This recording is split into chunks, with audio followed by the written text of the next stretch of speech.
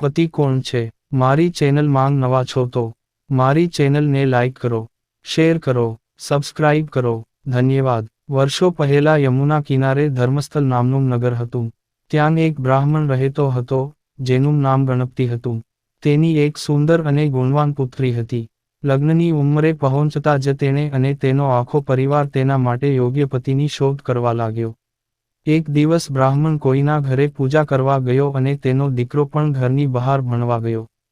તે સમયે ઘરમાં માત્ર બ્રાહ્મણની પુત્રી અને તેની પત્ની જ હતા. તે જ સમયે એક બ્રાહ્મણ છોકરો તેમના ઘરે આવે છે. બ્રાહ્મણની પત્ની છોકરાનું સારી રીતે સ્વાગત કરે છે અને તેને ભોજન કરાવે છે. બ્રાહ્મણની પત્નીને છોકરાનો સ્વભાવ ગમે છે અને તે તેની સાથે તેની પુત્રીના લગ્ન કરવાનું વચન આપે છે. બીજી બાજુ, જેના ઘરે બ્રાહ્મણ ગણપતિ પૂજા કરવા ગયો હતો, તે પણ એક બ્રાહ્મણ છોકરાને મળે છે અને તેની પુત્રીને તેની સાથે પરણાવવાનું વચન આપે છે. બ્રાહ્મણનો દીકરો ત્યાંના એક છોકરાને પણ એવું જ વચન આપે છે જ્યાં તે ભણવા ગયો હતો. થોડા સમય પછી ગણપતિ અને તેનો દીકરો બંનેએ પસંદ કરેલા છોકરા સાથે ઘરે પહોંચે છે. ઘરમાં બીજા બ્રાહ્મણ છોકરાને જોઈને બંને ચોંકી જાય છે. હવે બધા મૂંઝવણમાં છે કે એક જ છોકરી છે અને ત્રણેય અલગ અલગ છોકરાઓ સાથે લગ્ન કરવાનું વચન આપ્યું છે, હવે શું થશે? છોકરીના લગ્ન કોણ કરાવશે? આ મૂંઝવણ વચ્ચે, એક પાડોશી તેમના ઘરે સમાચાર સાથે આવે છે કે તેમની પુત્રીને વિસ્તારમાં સાપ કરડ્યો છે. આખો પરિવાર ભાગી જાય છે અને ત્રણ બ્રાહ્મણ છોકરાઓ છોકરી પાસે પહોંચી જાય છે, પરંતુ ત્યાં સુધીમાં છોકરીનું મૃત્યુ થઈ જાય છે. આ જોઈને ત્રણેય છોકરાઓ દુઃખી થઈ જાય છે. થોડા સમય પછી, છોકરીનો પરિવાર અને ત્રણેય બ્રાહ્મણો સાથે મળીને તેના અંતિમ સંસ્કાર કરે છે. છોકરીના અંતિમ સંસ્કાર પછી, એક બ્રાહ્મણ છોકરો તેની સાથે તેના અસ્થિઓ લઈને જંગલમાં જાય છે. બીજો તેની રાખ ભેગો કરે છે, તેને એક પોટલામાં બાંધે છે અને તે જ સ્મશાનમાં ઝૂંપડીમાં રહેવાનું શરૂ કરે છે. ત્રીજો સ્મશાન છોડી દે છે અને છોકરીના શોકમાં યોગી બનીને દેશભરમાં ફરવા લાગે છે. આ બનતા ઘણા વર્ષો વીતી ગયા.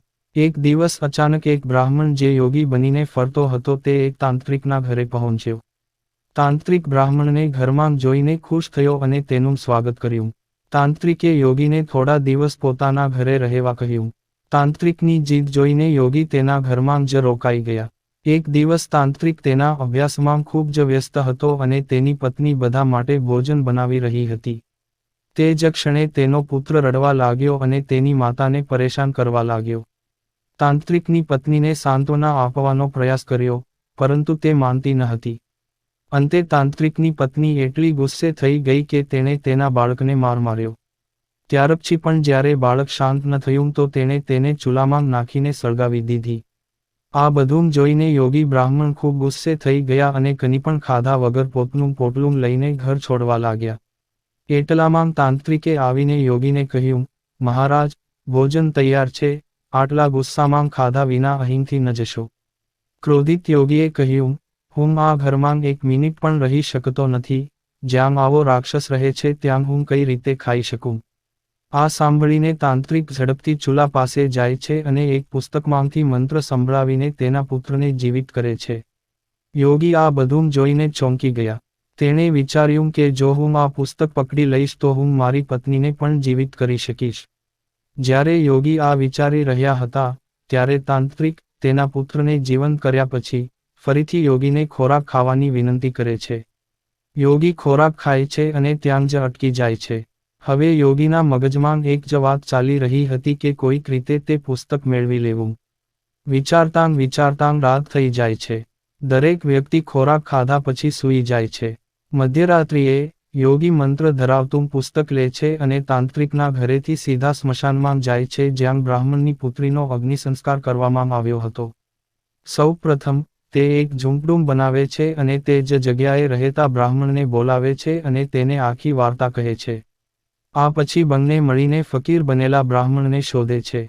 ફકીર બ્રાહ્મણ યોગી બ્રાહ્મણને મળતાની સાથે જ તે બંનેને કહે છે કે છોકરીના અસ્થિ અને રાખ લાવો, હું તેને જીવિત કરીશ.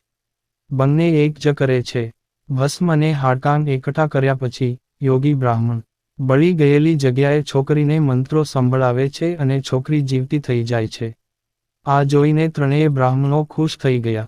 આવી વાર્તા કહીને બેતાલ ચૂપ થઈ જાય છે. થોડા સમય પછી તે રાજા વિક્રમને પૂછે છે, મને કહો કે તે છોકરી કોની પત્ની છે. બેતાલ ફરીથી ઉડવાના ડરથી વિક્રમાદિત્ય જવાબ આપતો નથી. ગુસ્સામાં બેતાલ કહે છે, જુઓ, જો તમે જાણ્યા પછી પણ જવાબ નહીં આપો તો હું તમારી ગરદન કાપી નાખીશ, જલ્દી જવાબ આપો. આ સાંભળીને રાજાએ કહ્યું, તે સ્મશાનમાં ઝૂંપડીમાં રહેતા બ્રાહ્મણની પત્ની બની. બેતાલ પૂછે છે, કેવી રીતે? ત્યારે વિક્રમાદિત્ય જવાબ આપે છે, જે હાડકું ઉપાડીને ફકીર બન્યો તે તેનો પુત્ર છે. જેણે તેને તાંત્રિક જ્ઞાન દ્વારા પુનઃજીવિત કર્યું તે તેનો પિતા બન્યો અને જે તેની ભસ્મ સાથે રહેતો હતો તે તેનો પતિ બન્યો. જવાબ સાંભળતા જ બેતાલે કહ્યું, રાજા, તમે સાચો જવાબ આપ્યો છે, પણ શરત પ્રમાણે તમારે મોં ખોલવું જોઈતું ન હતું. તેથી, હું ફરીથી ઉડી રહ્યો છું. આટલું કહીને બેતાલ ફરી ગાઢ જંગલમાં એક ઝાડ પાસે જાય છે અને લટકી જાય છે અને રાજા વિક્રમ તેને પકડવા તેની પાછળ દોડવા લાગે છે. વાર્તામાંથી બોધ: ચતુરાઈ અને બુદ્ધિમત્તાથી મોટી મોટી સમસ્યાઓ પણ ઉકેલી શકાય છે. પૂરી વાર્તા સાંભળવા માટે ધન્યવાદ.